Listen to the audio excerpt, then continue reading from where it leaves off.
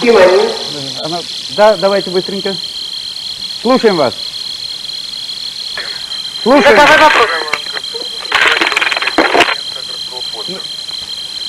По нашим данным, на сегодняшний день зарегистрировано 36 беженцев. Это только тех, которые зарегистрированы. Общее число составляет 85 тысяч. Прошедшей ночью я провел с ними и видел условия их существования, даже не средневековье. А часть гуманитарной помощи пришла только вчера.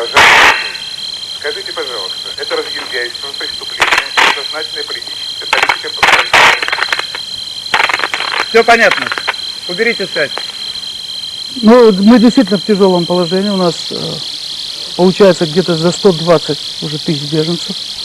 То есть беженцы с пригородного района, которые ехали в Грозный, сегодня опять уже оттуда ушли, уже оказались в Ингушетии. Они с Владикавказа или с пригородного района поехали в Грозный к своим родственникам, а сейчас в Грозный вернулись назад. То есть двойные беженцы получились. Вот один интересный факт, когда мне сказали, что идет помощь с Моздоком, и то, что по линии МЧС и вице-премьер Егоров эту колонну не выпускает, и для того, чтобы ее выпустили, нужно, чтобы лично Аушев позвонил лично Егорову. Я сказал, если зависит только от меня, то я звонить не буду только потому, что после этих бомбежек тяжело мне говорить с этим человеком. Я попросил позвонить.